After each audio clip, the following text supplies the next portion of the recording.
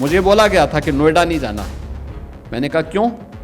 तो हमने कहा भी कुर्सी से एक दिन कुर्सी को जाना ही है, तो कुर्सी के मोह में हम क्यों पड़े।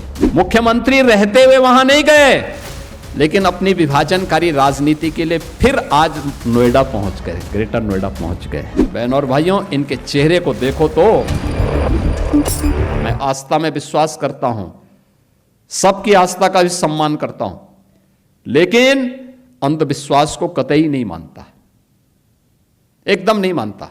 मुझे बोला गया था कि नोएडा नहीं जाना है। मैंने कहा क्यों? कहा वहां सीएम नहीं जाते। तो मैंने कहा क्या नोएडा यूपी से बाहर है? कहा नहीं साहब, ये मान्यता है कि सीएम उतर जाएंगे कुर्सी से। तो हमने कहा भी कुर्सी से एक दिन कुर्सी को जाना ही है, तो कुर्सी के मोह में हम क्यों पड़े। मैं जाऊंगा वहां जरूर। और मैं गया था वहां पे। जब मैं गया तो मैंने देखा क्यों ये लोग बोलते थे, तो पता लगा वहां 4 लाख मामले बिल्डर और बायर्स के।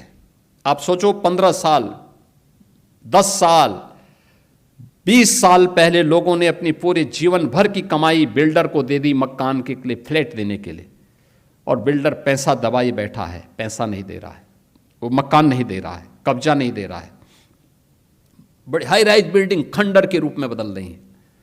मैंने बैठक की अथॉरिटी की, Noida authority, greater Noida authority. तो ग्रेटर नोएडा अथॉरिटी मेरे पास आए, उसके सीईओ आए, कहा साहब हम पे 6000 करोड़ का कर्जा है। दूसरी अथॉरिटी से मैंने कहा, उसने कहा साहब हम पे 3000 करोड़ का कर्जा है। तो मैंने कहा यार मैं कहां फंस गया हूं, वो तो सब भिखमंगे हैं। अब इन भिखमंगों से मैं बोलूं कि तुम इन 4 लाख लोगों को मकान दो, तो मैं फंस गया वहां पे। मैंने कहा ये मेरी स्थिति बड़ी अजीब सी है।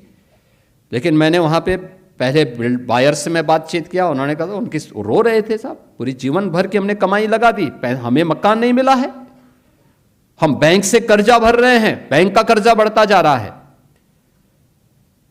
मैं बिल्डर के साथ मिला तो बिल्डर अलग से रोए, कहते हैं साहब हमने पैसा लगाया, लेकिन उस समय की सरकारों ने हमें पूरी तरह निचोड़ दिया है, हमारी सामर्थ्य नहीं है।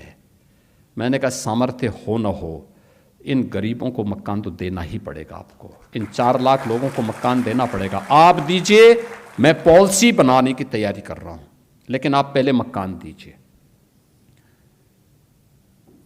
फिर मैंने अथॉरिटी से कहा, मैंने कहा कार्य पद्धति ठीक करो।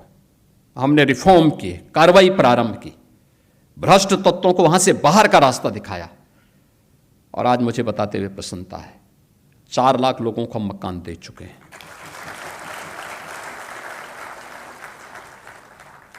जो अथॉरिटी मेरे सामने कहती थी कि हमारे पास पैसा नहीं, हम तो कर्ज में हैं, आज उसके पास 6000 करोड़ का सरप्लस है।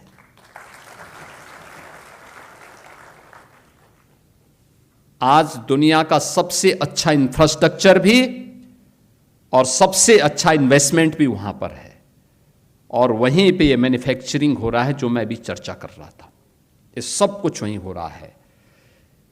ये उस अंधविश्वास को मानने वाले लोग कौन थे जो भारत की आस्था पर उंगली उठाते हैं।